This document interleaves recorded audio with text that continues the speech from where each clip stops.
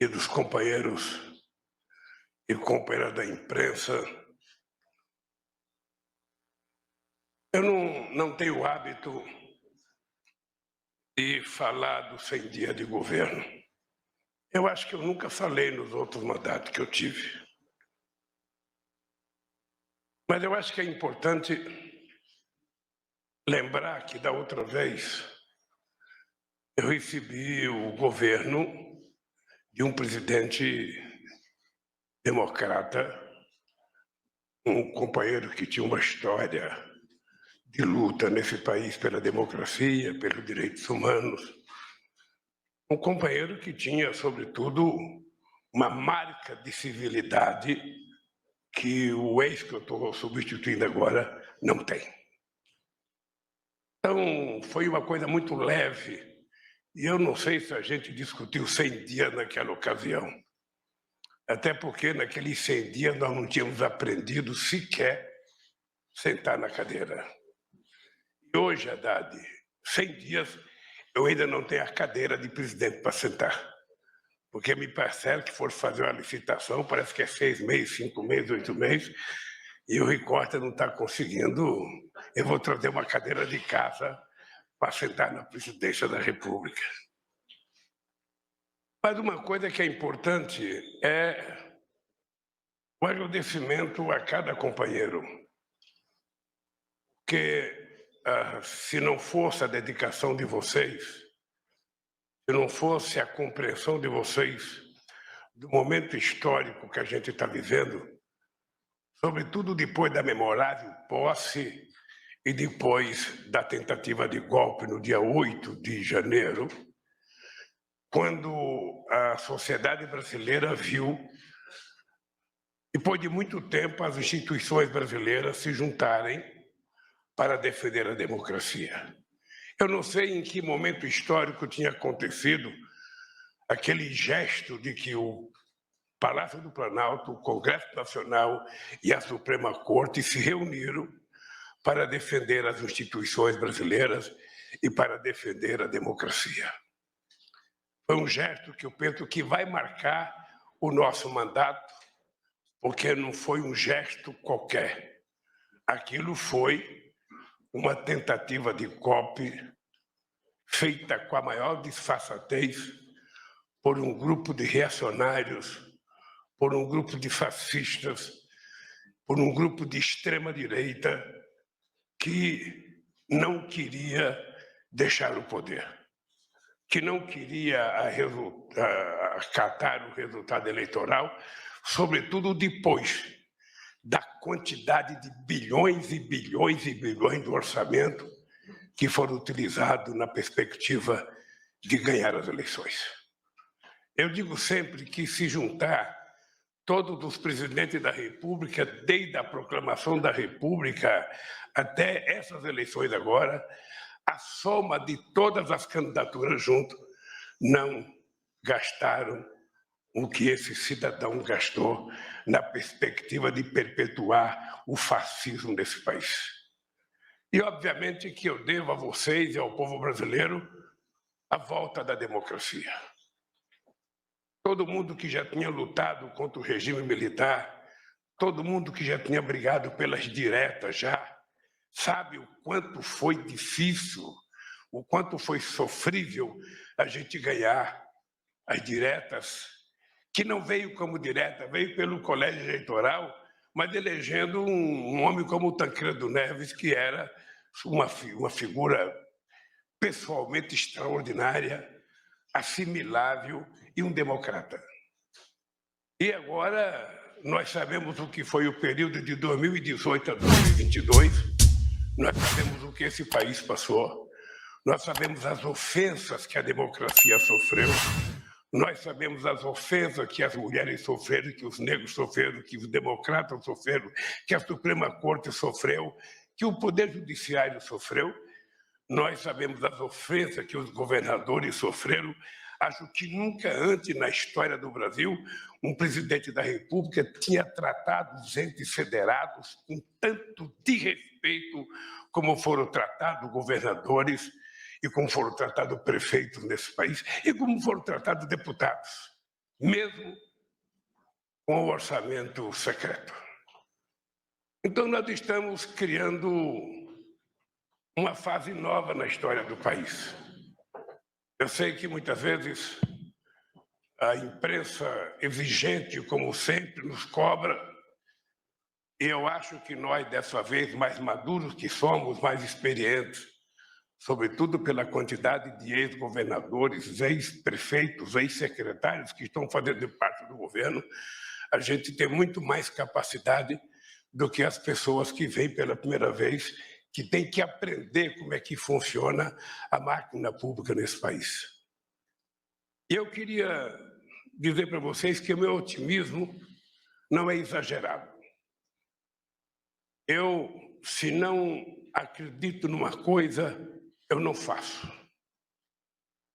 Eu digo sempre, companheiros e companheiras, que a gente tem que levantar todo santo dia, mesmo quando a gente estiver mal-humorado, e eu muitas vezes acordo mal-humorado, nós precisamos ter consciência de que a gente, quando assume a responsabilidade de governar um país, uma cidade, ou até de ser síndico de um prédio, a gente, quando assume a responsabilidade, a gente não pode acordar pessimista nunca. A gente não pode acordar pensando nas dificuldades, pensando nas impossibilidades. Nós temos que acordar todo santo dia com a consciência e com a certeza que é a nossa posição positiva, a nossa posição de confiança que vai fazer a sociedade brasileira ter confiança. Ninguém acredita num governo que levanta todo dia, o PIB não vai crescer, porque a economia não está muito boa, porque o FMI disse tal coisa, porque o Banco Mundial disse tal coisa, porque o mercado financeiro disse tal coisa. Olha, se a gente for governar pensando nisso, é melhor desistir. É importante que essa gente fale para a gente fazer diferente do que eles querem que a gente faça. Eu conto uma história do Celso Furtado, eu não o conhecia, e o Celso Furtado uma vez me convidou para um jantar. E eu fui no jantar eu era um recém-metalúrgico engajado na política, e eu fui num jantar com o Celso Furtado, aquele homem famoso, aquela pessoa importante, e ele me parece que estava no Ministério da Cultura do Sarney. E ele perguntou muito sobre o PT, sobre a minha atividade política, e ele queria saber quantas organizações de esquerda tinha no PT. E eu, então, comecei a me queixar e dizer para ele, olha, tem muita tendência. A gente passa mais tempo discutindo internamente do que discutindo externamente, ou seja, a gente gasta muito esforço internamente e, às vezes, não é legal. E ele me disse uma coisa que vale para a política. Ele me disse, Lula, não se preocupe com a esquerda, com a extrema esquerda, com os radicais do seu partido. Eles prestam um serviço extraordinário ao teu partido. Primeiro porque tudo que eles falam, certamente você não vai fazer. Mas eles dizendo o que eles dizem, eles não te permitem ir para a direita. Então, eles estão prestando um serviço, eles estão te mantendo no caminho do meio e não estão deixando você ir para a direita. Então, o teu partido vai ser grande por isso. Nem você vai para a extrema esquerda, porque você não concorda, e nem você vai para a direita, porque eles não deixam você ir. Então, agradeça a eles, sabe, o discurso deles. E eu quero dizer para vocês, agradeçam as pessoas que acham que o Brasil não vai bem. Agradeço as pessoas que fazem crítica a gente, porque eles estão dizendo exatamente aquilo que a gente não deve fazer. Eles estão dizendo para vocês, olha, façam outra coisa. E eu falo, sobretudo, na dificuldade que nós estamos enfrentando. Sabe, eu sempre vejo os governantes dizer porque não é possível fazer tal coisa porque não tem recurso, não é possível fazer tal coisa porque não tem recurso. Eu vou dar um exemplo para vocês de um material que a minha companheira, acho que foi a Sandra Brandão, me mandou hoje de manhã. É uma pequena coisa, mas serve de amostra para a gente acreditar naquilo que a gente está fazendo. Investimentos em rodovias. Eu vou pegar os 3 meses, até março. Eu estou pegando aqui todos os valores empenhados até março. Nós, em 2023, já empenhamos 3 bilhões e 300 milhões de reais. No ano passado, foram empenhados apenas, até março, 892 milhões de reais. Investimento em recursos hídricos. Nós, até março, investimos 323 milhões de reais. O ano passado, até março, só 82 milhões de reais. Investimento em ciência e tecnologia. Não estou nem falando das bolsas.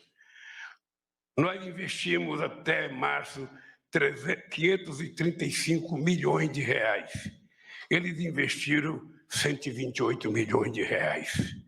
Infraestrutura de saúde, nós investimos até março 145 milhões de reais. Eles investiram até março do ano passado só 56 milhões de reais. Hidrovias, nós investimos 328 milhões de reais até março.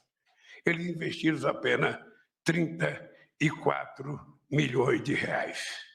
Habitação, nós investimos até março 203 milhões de reais. Eles, o ano passado, não investiram nada. É apenas uma pequena demonstração de como nós vamos fazer a diferença nesse país. E nós vamos fazer a diferença superando as dificuldades que se apresentarem para nós. Eu poderia pegar o meu ministro da Agricultura como o rei do otimismo aqui no nosso governo. Pense num cidadão otimista. Pense num companheiro que, perto de mim, ele vai bater de 10-0. Ele foi para a China agora, ele acha que vai triplicar a produção agrícola para vender para a China. Cada lugar que ele passa, se abre a nova contratação de um frigorífico brasileiro. Ele nem sabe se a gente tem tudo para exportar que as pessoas querem comprar. Eu, sinceramente, já tive muitos ministros da Agricultura. Mas, meu caro, mais otimista que você, até o Haddad está otimista com você. Eu sei que você foi falar com o dinheiro com o Haddad e ele falou, nossa, que boa proposta. Mas é assim que a gente tem que ser. É assim que a gente tem que ser. Eu, antes de começar a ler o que eu tenho aqui, eu queria dizer para o Lupe o seguinte, eu vejo notícia na imprensa das filas da Previdência Social. Eu não sei o que está acontecendo na Previdência, mas eu queria te dizer que um dia nós acabamos com a fila da Previdência Social.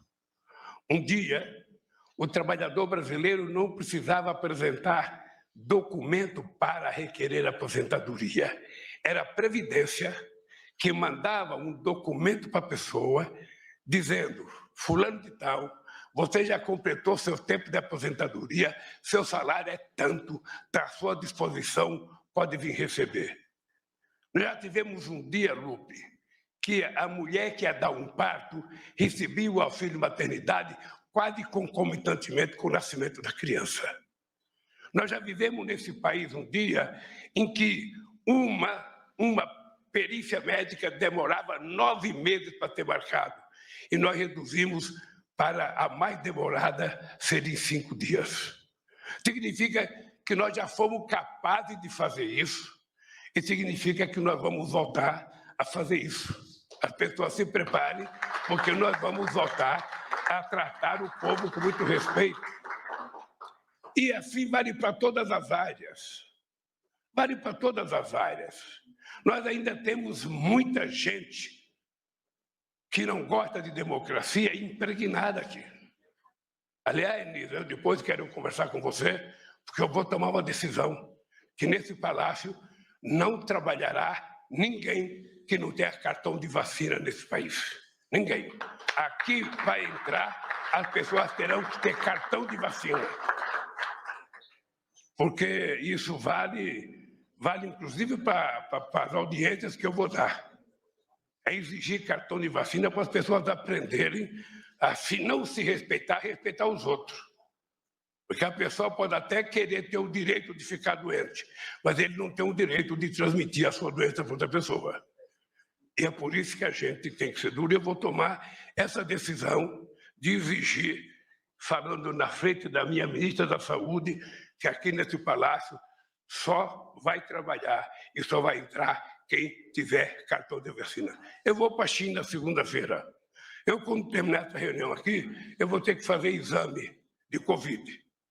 Faço aqui. Quando eu chegar lá, vou ter que fazer outra vez. Quando for encontrar com o Xi Jinping, tem que fazer outra vez. Olha, eles estão corretos. Eles estão corretos, eles têm 1 bilhão e 400 milhões de chininhas. Eles têm que cuidar, sabe, desse, como nós temos que cuidar dos nossos. Então, companheiros, depois desse preâmbulo, eu vou entrar na área do sofrimento, que é ler uma coisa que eu escrevi para vocês aqui.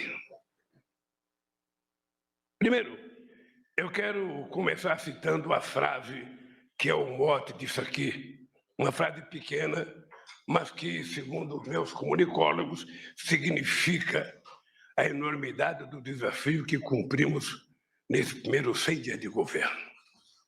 O Brasil voltou. O Brasil voltou. Antes de tudo, o Brasil voltou a ter governo. Um governo que se espelha no povo brasileiro e acorda cedo para trabalhar. O Brasil voltou para trabalhar naquilo que deveria ser a razão de ser de todos os governos: cuidar das pessoas. O Brasil voltou para cuidar, sobretudo, dos brasileiros e brasileiras que mais precisam e que, nesses últimos anos, foram as principais vítimas da ausência de governo nesse país. O Brasil voltou para conciliar novamente crescimento econômico com inclusão social, para reconstruir o que foi destruído e seguir adiante. O Brasil voltou para ser outra vez um país sem fome. Ao mesmo tempo que prepara terreno para as obras de infraestrutura que foram abandonadas ou ignoradas pelo governo anterior, o Brasil voltou a cuidar da saúde, da educação, da ciência e tecnologia, da cultura, habitação e da segurança pública.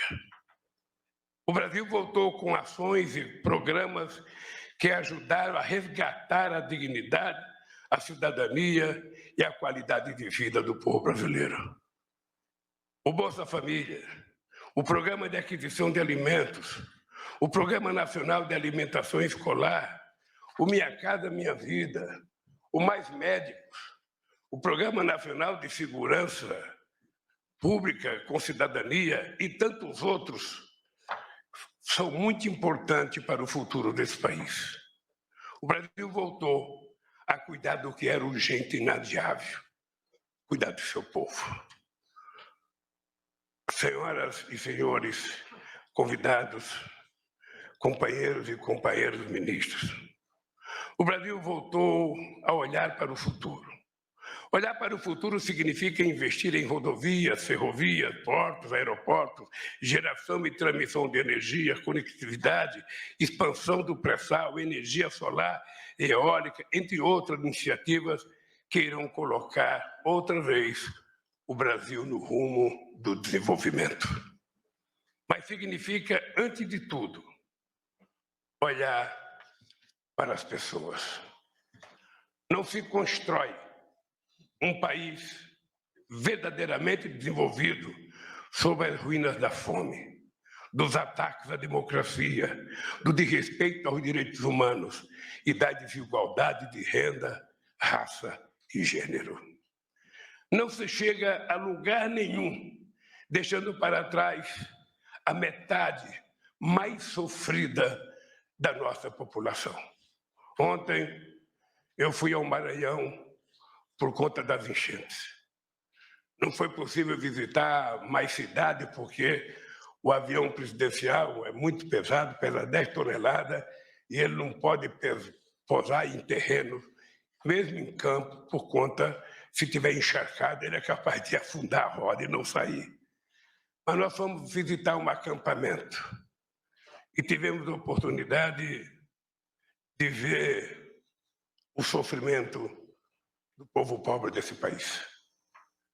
Ou seja, e quando eu vou visitar essas pessoas, eu volto para cá convencido que nós temos que fazer uma viagem. Eu estou devendo aos meus ministros uma viagem para que todos vocês conheçam os lugares em que as pessoas mais vivem miseravelmente. Porque tem pessoas que não precisam tanto do governo, setores médios da sociedade. É só a gente fazer a nossa reforma tributária justa para a classe média, que eles precisam um pouco da gente. Os mais ricos não precisam. Os muito ricos, às vezes, precisam, porque sonegam, ou às vezes não pagam o imposto necessário, ou às vezes querem muito dinheiro emprestado. Mas nós temos que olhar decisivamente aqui quem foi prefeito, quem foi governador, sabe que não tem outro jeito da gente ser humano se a gente não governar para as pessoas mais humildes, para as pessoas mais sofridas, para as pessoas que verdadeiramente precisam do Estado. Tem gente que tem água, tem esgoto, tem luz, tem tudo, tem internet, banda larga, tem tudo. E tem outras pessoas que não têm nada. É para essas pessoas que não têm nada que a gente precisa levar um pouco. E todo mundo aqui sabe que o pouco que a gente leva para essas pessoas pobres deixa eles agradecidos por resto da vida. E é para essa gente que vocês estão aqui. É para essa gente que eu convidei vocês para ser ministro. E por isso foi preciso reerguer alicerces, pavimentar novamente a estrada em direção ao futuro. E foi o que vocês tão bem fizeram nesses primeiros 100 dias de governo. O Brasil voltou a cuidar da saúde com mais médicos, renovado e ampliado, que vai aonde a população desassistida está, e com o Programa Nacional de Imunização, para evitar que um único brasileiro adoeça ou morra por falta de vacina. Ao mesmo tempo, a primeira etapa dos mutirões de cirurgias começou em todo o país. E eu espero que o Farmácia Popular logo, logo esteja implantado também em todo o território nacional. O Brasil voltou com ações efetivas de combate à violência contra as mulheres e avançou no combate à desigualdade de gênero no mundo do trabalho, enviando ao Congresso Nacional a Lei de Igualdade Salarial entre mulheres e homens. Vocês da imprensa precisariam perceber o seguinte: parece que essa lei já existia desde 1943, quando foi criada a CLT. Toda vez que você lia, estava dito lá, salário igual, sabe, para o mesmo trabalho. Mas se você fosse ler os artigos seguintes e os parágrafos seguintes, tinha tanta coisa dizendo que não era bem assim, sabe, que a mulher terminou não tendo o salário igual. Então, nós mandamos agora um projeto de lei que eu acho que todos os senadores, liderados pelo Jacques Wagner e pelo Randolph, vão votar 100%, porque são todos defensores da igualdade. E a Câmara, com Guimarães, certamente eu terei praticamente os 513 votos, garantindo que a mulher, uma vez na vida, seja aprovada e tratada com o respeito que elas merecem, enquanto mulheres, enquanto profissionais no mundo do trabalho.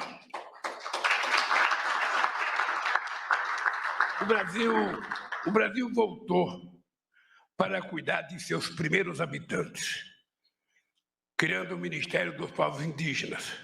Deflagrou ações de emergência para interromper o genocídio do Yanomami, culpado pelo governo anterior. E uma coisa muito grave é que possivelmente a gente tenha mais gente vivendo como os Yanomamis estão vivendo, porque é vergonhoso a gente ver no jornal todo dia o Ministério do Trabalho descobrindo gente em situação de trabalho escravo nesse país. É um negócio degradante para quem é democrata, para quem é civilizado, para quem é humanista. É degradante você ver que no centro de São Paulo, no centro de Minas Gerais, no centro dos grandes metrópoles desse país, tem gente sendo tratado como se ainda a escravidão existisse no nosso país. E uma coisa tem que ser dita, nós não temos que ser respeitosos com essa gente. A lei tem que ser dura. A lei tem que ser dura porque não é possível no século XXI, no primeiro quarto desse século, a gente saber que esse país ainda tem trabalho de escravo, mesmo ele ter sido abolido em 13 de maio de 1888. É preciso, companheiros ministros, que nas áreas que vocês trabalham sejam duros, para que a gente não permita que isso aconteça. O Brasil voltou para fazer reparação histórica ao povo negro deste país, com o Ministério da Igualdade Racial, a titulação de terras quilombolas e a cota para negros nas escolas e nos cargos de chefia no serviço público. O Brasil voltou a cuidar de seus biomas, sobretudo da maior floresta tropical do planeta, com o restabelecimento do Fundo da Amazônia e a criação e instalação da Comissão de Prevenção e Controle do Desmatamento. O Brasil voltou a ter uma política externa ativa e altiva, como diria o meu companheiro Celso Amorim, retomando as boas relações com todos os países do mundo. O Brasil voltou a dialogar com prefeitos, governadores, deputados e senadores. O Brasil voltou a conversar, sobretudo, com a sociedade civil, por meio da recriação do Conselho Nacional de Segurança Alimentar e o Conselho de Desenvolvimento Econômico, Social e Sustentável, que vai fazer sua primeira reunião logo depois que eu retornar da China. E muitas outras participações. O companheiro Márcio, na Secretaria-Geral, deve ter pelo menos umas 30 entidades da sociedade civil participando da maior conjunto de participação de forças democráticas da sociedade popular, participando ativamente do governo, ajudando a pensar, a elaborar e ajudar a executar políticas públicas nesse país. O Brasil voltou a cultivar a harmonia e o convívio republicano entre os três poderes, cujo maior exemplo foi a pronta reação à tentativa do golpe de 8 de janeiro. No dia seguinte à barbárie, os três poderes marcharam juntos, do Palácio do Planalto ao Supremo Tribunal Federal, passando pelo Congresso Nacional, para dizer alto e bom som, não ao fascismo, e sim à democracia.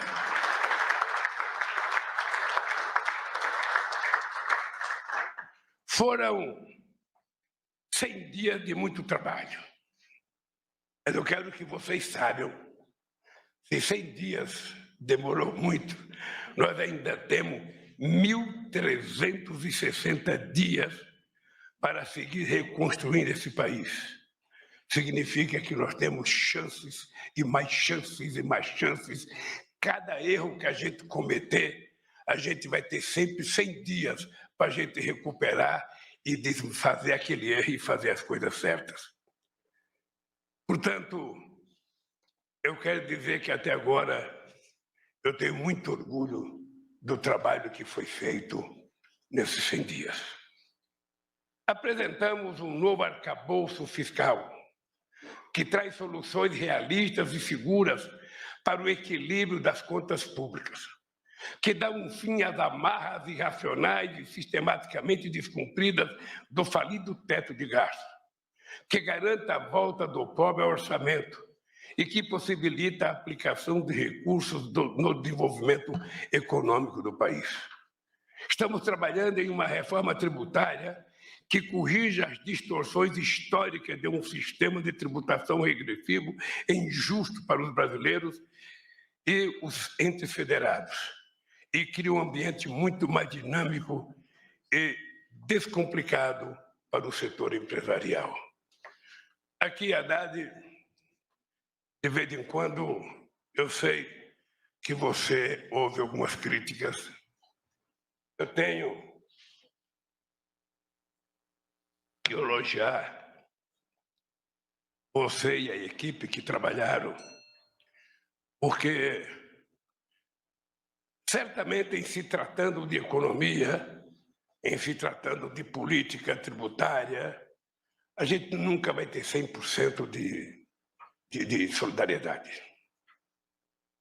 Eu, essa semana, fiz um artigo muito ruim contra você e eu pensei em responder e o meu conciliador aqui, o Padilha, achou que não valia a pena, sabe? Era melhor ficar quieto, porque a compreensão da sociedade sobre o que foi feito vale mais do que uma crítica de uma pessoa. Eu tenho certeza que vai ter sucesso, tenho certeza que vai ser aprovado e tenho certeza que a gente vai colher os frutos que foram plantados na nossa proposta. Tenho certeza. Continue.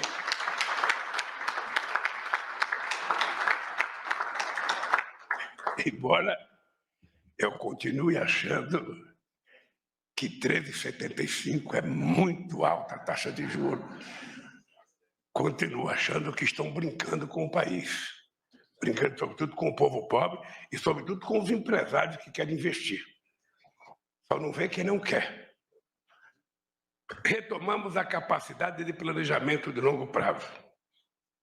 E esse planejamento será traduzido em um grande programa que traz de volta o papel do setor público como indutor dos investimentos estratégicos em infraestrutura. Com muito diálogo federativo, vamos retomar as obras paradas e acelerar a questão em ritmo lento, além de selecionar novos investimentos estratégicos para todo o país.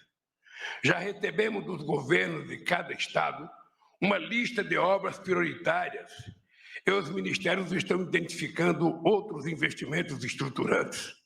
Até o início de maio, anunciaremos a lista definitiva de empreendimentos e os mecanismos que farão com que eles saiam rapidamente do papel e gere os milhões de empregos que todos nós sonhamos que vai acontecer nesse país. Vamos aproveitar a experiência que já tivemos no PAC e os programas de concessão para aprimorar esses mecanismos, tornando-os ainda mais eficientes. Articularemos ainda com mais eficiência os investimentos públicos e privados e o financiamento dos bancos oficiais em uma mesma direção, a do desenvolvimento, com inclusão social e sensibilidade ambiental. Nosso programa de investimentos estratégicos em infraestrutura contará com 6 eixos: transportes, infraestrutura social, inclusão digital e conectividade, infraestrutura urbana, água para todos e transição energética. A transição energética será acelerada. Vamos lançar editais para a contratação de energia solar e eólica, que somados representarão capacidade de geração equivalente à de nossas maiores usinas hidrelétricas. E os leilões para novas linhas de transmissão irão tornar ainda mais rápida a atrativa, muito mais rápida e atrativa a implantação desses parques de energia limpa. E não perderemos a oportunidade de nos tornarmos uma potência global do hidrogênio verde. É importante lembrar aqui a questão das linhas de transmissão. Quem é governador de estado, ou já foi governador de estado, quem já trabalhou no governo federal, sabe que é preciso, a gente tem que trabalhar junto a produção da energia com a linha de transmissão. Nós temos casos em que a energia estava sendo produzida e a gente não tinha linha de transmissão. Eu poderia lembrar, se eu não me falha a memória, Madeira, Santo Antônio Giral, em que a gente aprontou, a gente tinha que fazer uma linha de transmissão para Araraquara, em São Paulo. E na execução dos projetos teve tanto problema, teve tanto empecilho, que ficou pronta 2 hidrelétricas e a gente não tinha a rede de transmissão ainda pronta para trazer. Isso não pode acontecer. Os nossos estrategistas em projetos aqui, sobretudo, estou falando para a Casa Civil, estou falando para o Rio, para ver o pior, é preciso combinar, sabe, que saia junto. Cada tijolo é 1 metro de fio, não 1 centímetro de fio, para que as coisas terminem mais ou menos junto, para que a gente não possa perder tempo.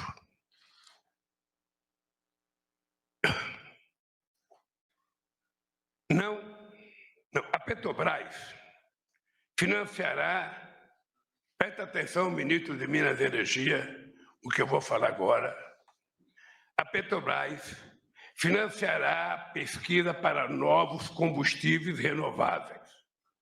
Ao mesmo tempo, retomará o papel protagonista nos investimentos, ampliando a frota de navios da Transpetro e gerando emprego em nossos estaleiros.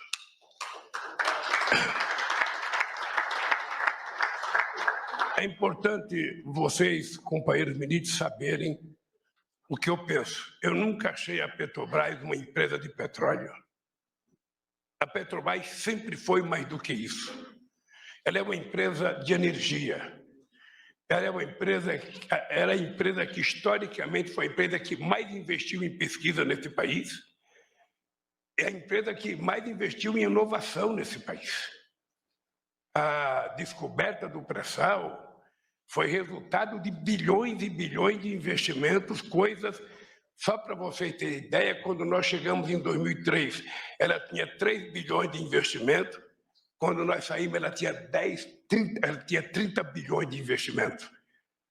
Se não for assim, ela não tinha virado a potência que virou, e é por isso que eles estão destruindo, tentando destruí-la para vender as coisas. Vocês sabem que nós tomamos uma decisão, o ministro fez uma carta ao Conselho, tinha 44 empresas colocadas à disposição para vender, 6 já estavam assinadas, nós conseguimos suspender 38 empresas que estavam para ser vendidas, parou.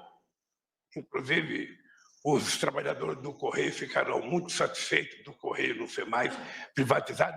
É engraçado, eu lembro do Correio sendo discutida a privatização no tempo que o Antônio Carlos Magalhães era ministro da Comunicação do Sarney. Eu lembro, porque naquele tempo era dirigente sindical, e a gente já fazia manifestação contra a privatização do Correio. De 85 até agora, quantos anos fazem? 50 anos já.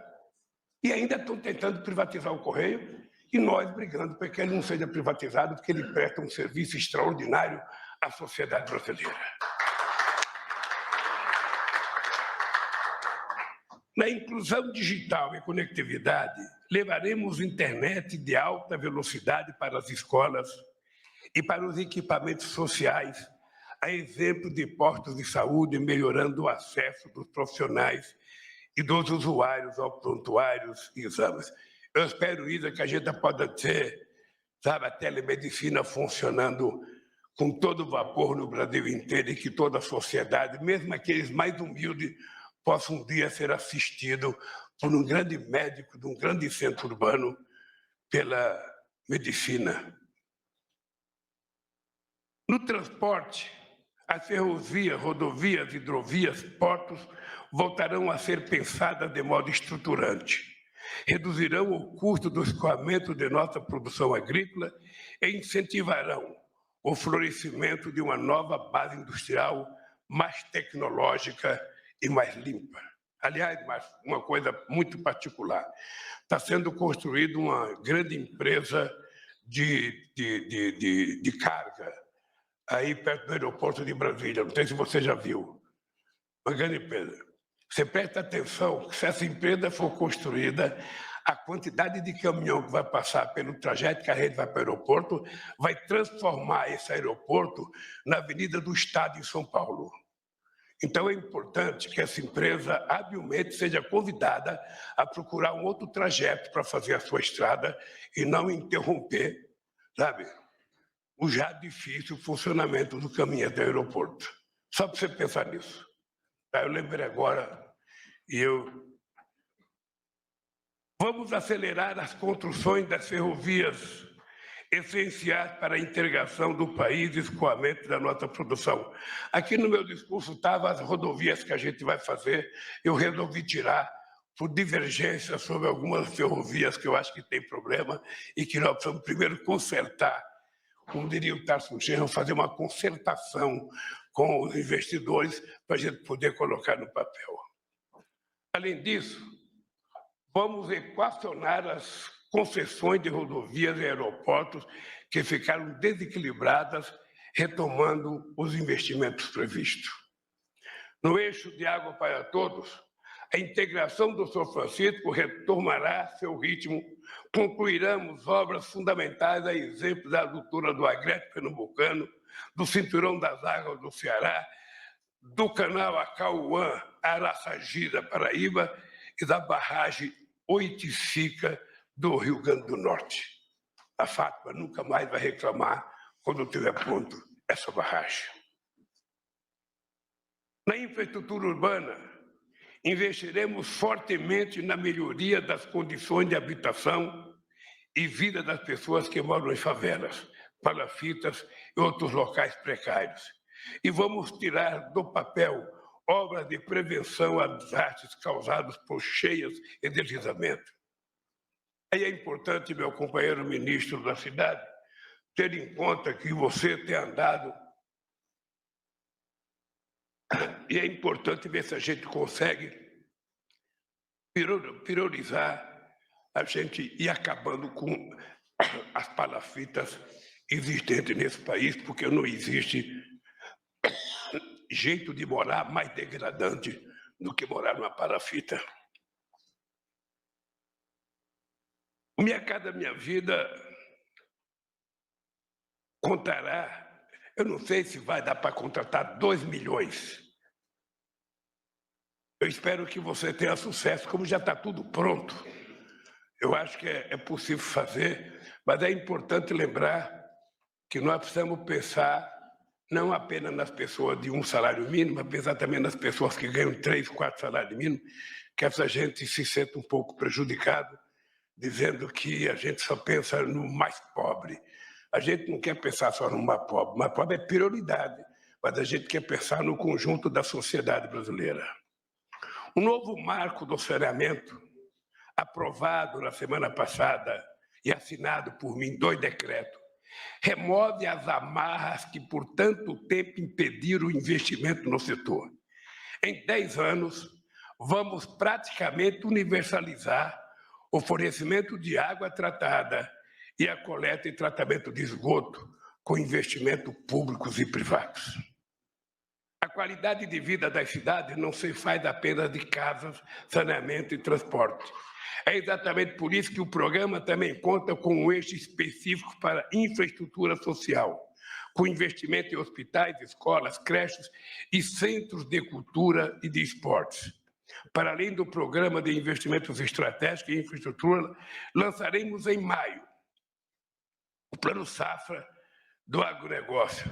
Queremos aumentar a produtividade no campo e criar mecanismos que garantam a sustentabilidade socioambiental nesse país. O Brasil voltará a ser referência mundial de sustentabilidade e enfrentamento das mudanças climáticas e cumprirá as metas de redução da emissão de carbono no desmatamento zero.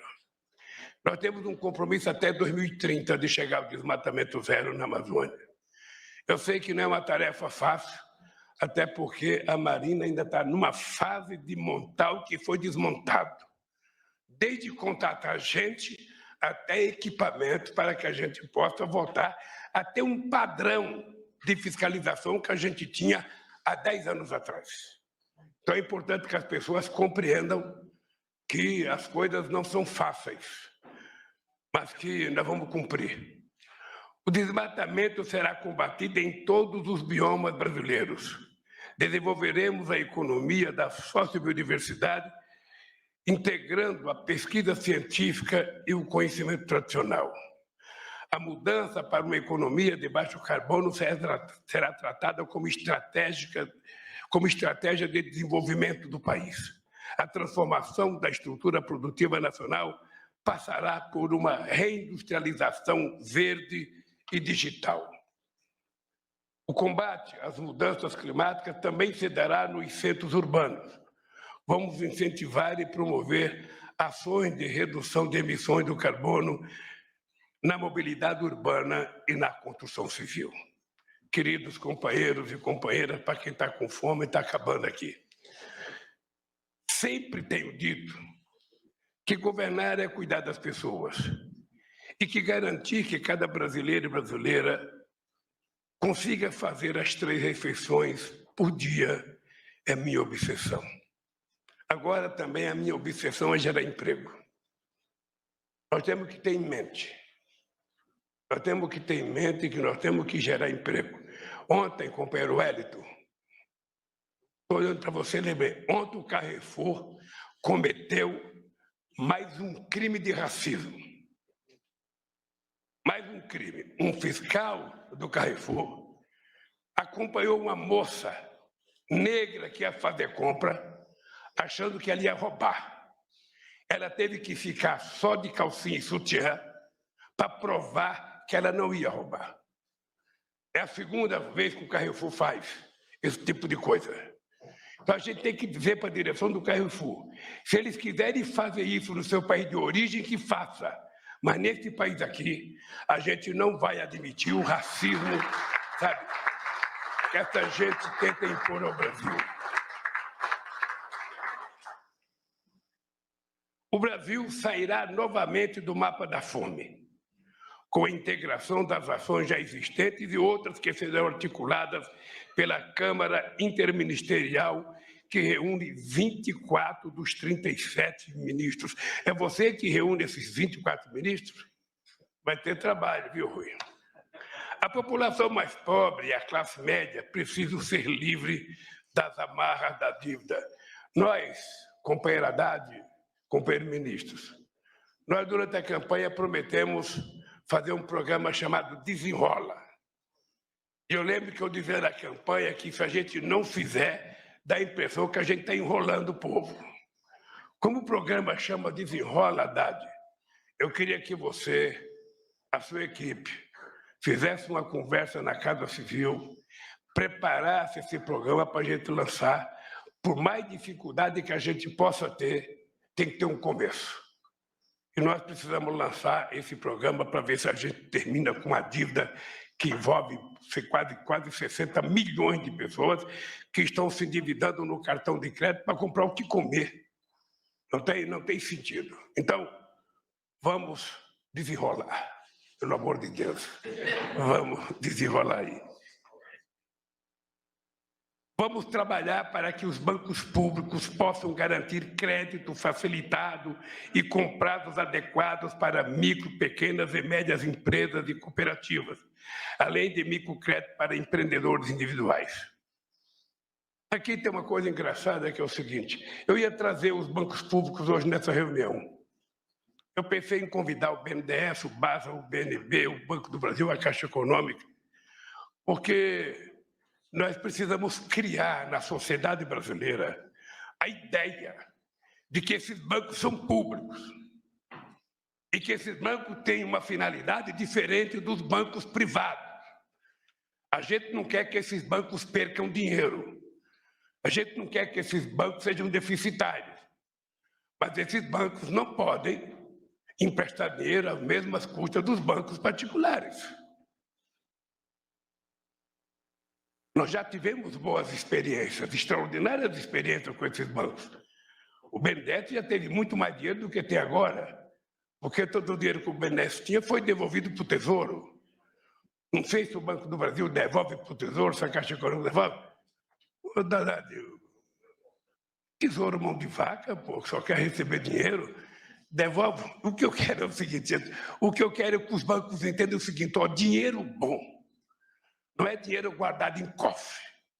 Dinheiro bom é dinheiro gerando obra, gerando desenvolvimento, gerando emprego. É isso que é um dinheiro importante para o país. Obviamente, com a responsabilidade que nós temos que ter, porque também a gente não pode gastar de forma desenfreada e desorientada. E nós também temos expertise nisso.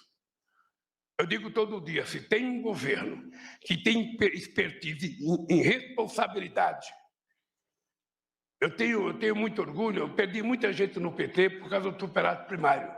Alguns foram até para o PSB, outros foram para o PSTU, porque eu fiz superato primário de 3,45, chegou a 4,25 a fazer superato primário, o único país do G20 que durante todo o nosso período de governo nós fizemos superávit. Ainda vem alguém falar de responsabilidade fiscal para mim? Não só nós fizemos superávit, como nós reduzimos a dívida pública interna, como nós pagamos o que devia ao FMI, como nós emprestamos dinheiro para o FMI. Esse país só não quebrou até agora por causa do dinheiro que nós fizemos de reserva há 20 anos atrás. Essa é a verdade desse país. Então, quando eu vejo um IUP qualquer vindo querer me dar lição de responsabilidade, não dê.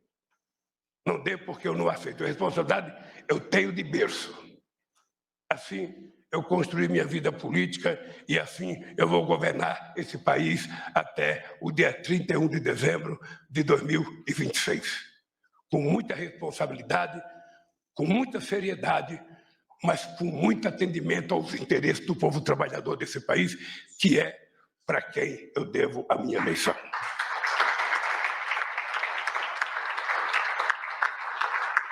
Nossas crianças e jovens vão recuperar o tempo perdido na pandemia.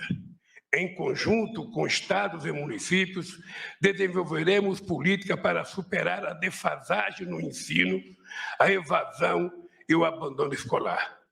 A escola de tempo integral, da creche ao ensino médio, ganhará maior amplitude e os nossos estudantes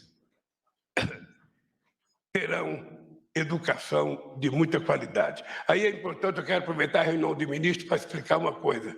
Esse dia teve uma polêmica na imprensa aí sobre a questão do ensino médio, de que o Camilo não queria, o Camilo aceitava ou não aceitava.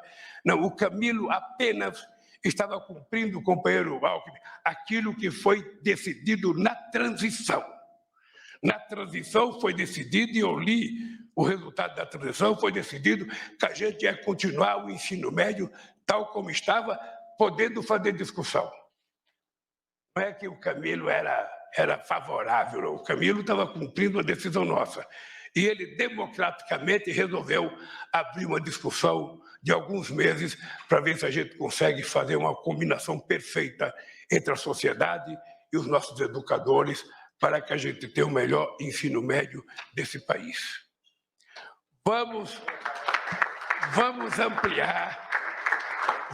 Ampliaremos vagas nas universidades, retomaremos o Programa Nacional de Assistência Estudantil, que assegura a permanência de estudantes carentes no ensino superior. Depois de anos congeladas, as bolsas da CAPES e do CNPq foram reajustadas, beneficiando 258 mil doutores, mestres e pesquisadores. Se foi mais, depois você vê a vida, Luciana. Fortaleceremos o Sistema Nacional de Ciência. Fortaleceremos o Sistema Nacional de Ciência, Tecnologia e Inovação para que universidades e centros de pesquisas produzam ainda mais conhecimentos para alavancar o desenvolvimento nacional. Na saúde, retomaremos o Aqui Tem Farmácia Popular, garantindo medicamentos gratuitos. Bom, se é gratuito, não pode ser barato. Gratuito é gratuito. Gratuito e barato não combina. Ou seja, então, vamos dizer só gratuito, para tirar o barato daqui.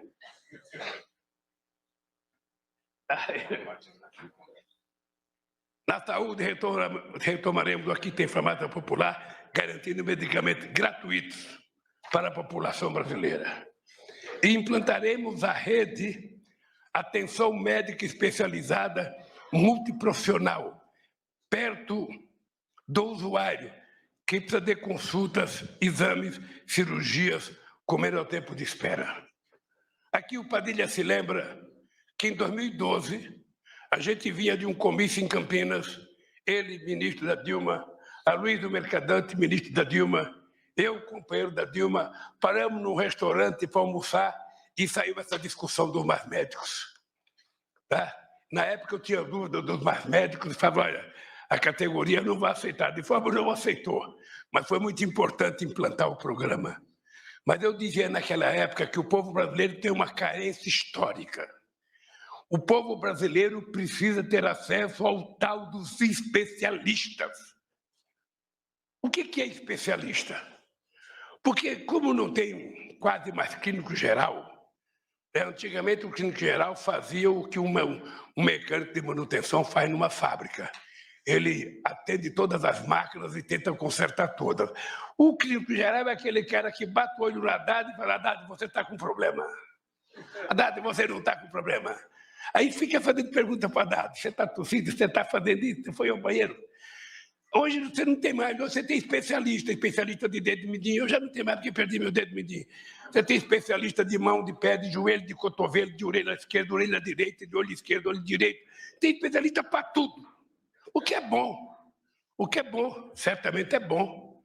Sabe? Mas o que é importante é que a pessoa mais pobre não tem acesso.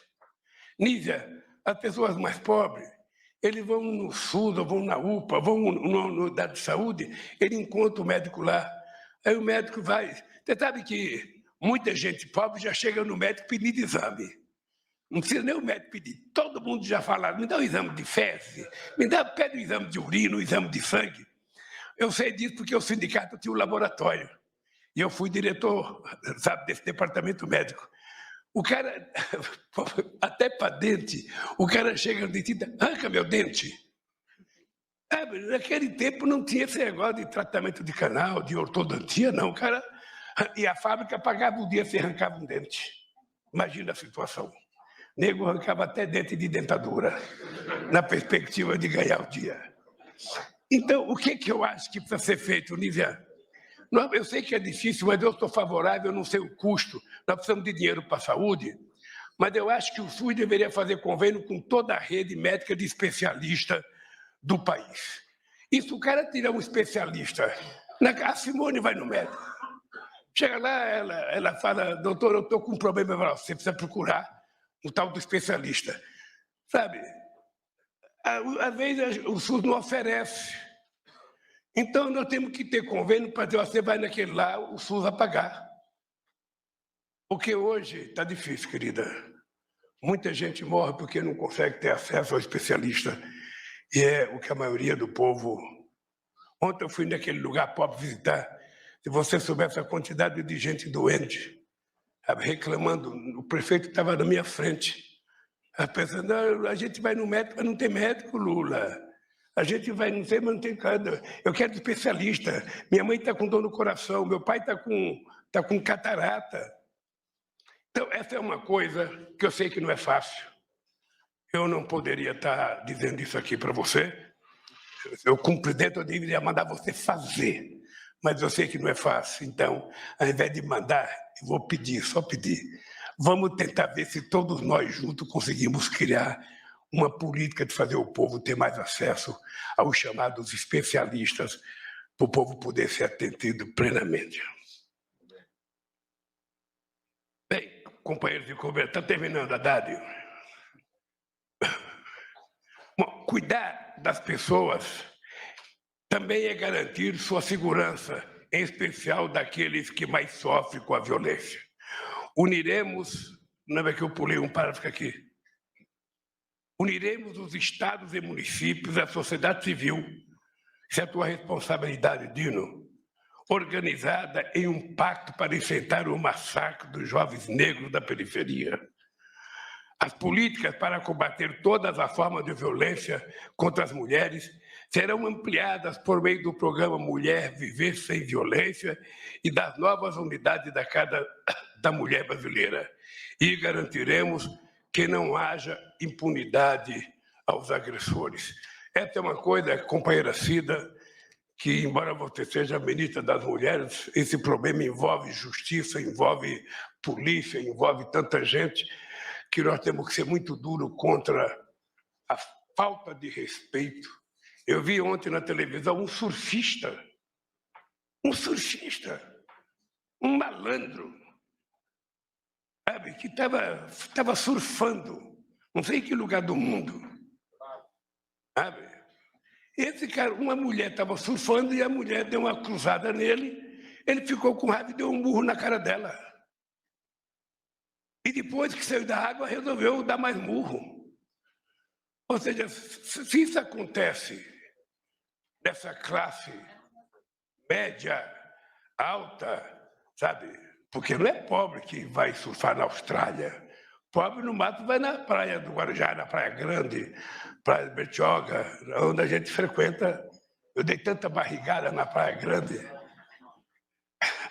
Mas eu acho, o companheiro Cida, que eu acho que é preciso pensar mesmo de fundo, sabe, esse negócio de combate à violência contra a mulher.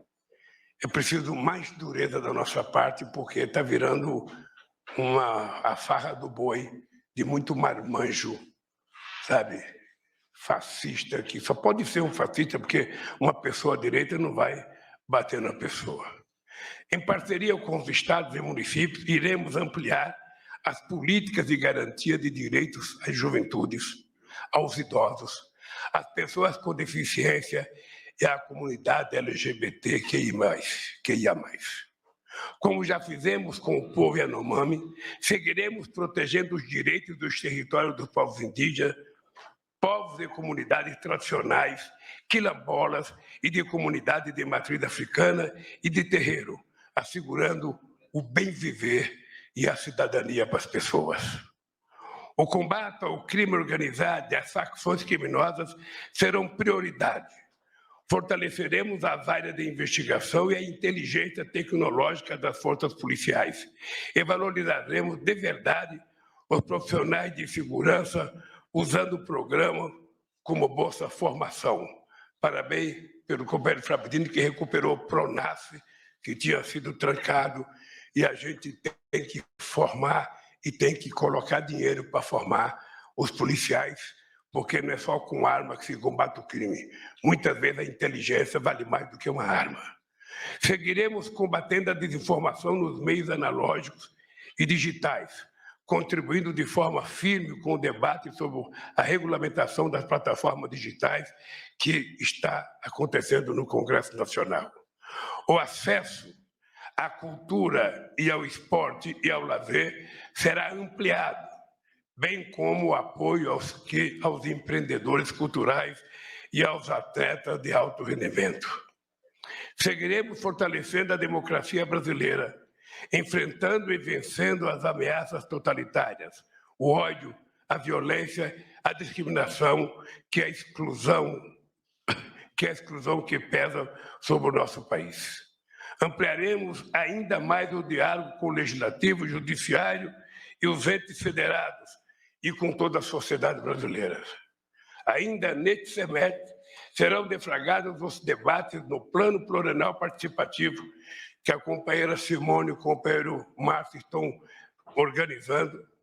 Esse Plano Plurianual Participativo, com atividade nos 27 estados, ele vai possibilitar à sociedade participar ativamente no processo de planejamento das ações para a reconstrução do Brasil e contribuirá muito para a transparência orçamentária. Eu estou muito entusiasmado com a vontade da Simone e do Márcio de querer viajar ao Brasil para fazer esse debate com todos os estados. Eu acho essa uma prática extraordinária. Companheiras e companheiros, finalmente acabou. Cada ministra e cada ministro aqui presente, juntamente com suas equipes, merecem todo o nosso reconhecimento pelo tanto que foram capazes de entregar em tão pouco tempo.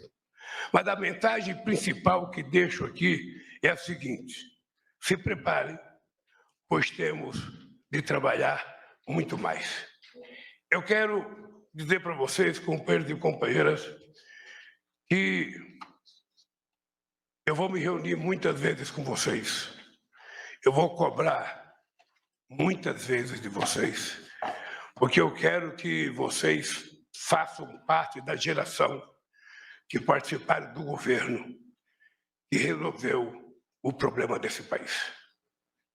Se não resolver definitivamente, mas tentar mostrar para a sociedade brasileira que esse país não pode ser um país como se fosse, sabe, uma coisa menor, uma coisa insignificante, um país que nunca dá certo, quando dá certo, volta para trás, sabe? E os governantes se conformam. É impressionante como as pessoas se conformam. Ah, mas é assim mesmo, o presidente, ele sempre viveu assim, ele sempre foi assim, sabe? Ele sempre comeu assim, sabe? Não é possível que a gente se conforme, não é possível que a gente perca o direito de ficar indignado. Não é possível. Sabe, se a gente não ficar indignado, a gente não conserta esse país. A gente não pode se conformar com o empobrecimento desse país. Nós vivemos um período de festa nesse país, Haddad. Nós vivemos um momento em que esse país era o país do povo mais feliz, reconhecido por todas as pesquisas da ONU. Nós vivemos nesse país em que era o povo que tinha mais esperança. Esse povo está desanimado. Então, além de governar do ponto de vista de infraestrutura, nós temos que governar do ponto de vista psicológico. Nós precisamos tirar o ódio da cabeça das pessoas. As pessoas precisam voltar a crer que ser bom é melhor do que ser ruim, que não ser violento é muito bom para a relação humana. Nós precisamos voltar a recuperar o humanismo, sabe, que nós vivemos a vida inteira. Ser solidário, ser afável, ser respeitoso, não aceitar ofensas baratas como a gente vê todo santo dia, em todos os lugares. Então, o nosso compromisso não é só fazer estrada, porto, aeroporto, fazer faculdade, fazer escola, não, é isso também. Mas percebe que nós temos uma tarefa a mais, gente. É de trazer o país de volta à civilidade. É de fazer com que as pessoas falem bom dia no elevador para outra pessoa que também está pegando o elevador, porque se o cara aperta o terceiro, o outro aperta o segundo, já são inimigos. Nós temos que ser solidários com o cara que está com o carro na nossa frente. Ele não é nosso inimigo porque está na nossa frente, ele tem o direito de ter o carro. Então percebe que a nossa tarefa, além de governar, é conversar muito. Você que é bom de conversa, Camilo, esse jeitão cearense seu de conversar, sempre muito calmo, nos ensine e nos ajude. Então, eu vou terminar dizendo o seguinte, companheiros, a frase que traduz tudo que eu falei até agora. O Brasil voltou a ter futuro, e isso é apenas o começo. Parabéns a vocês pelo trabalho feito até agora.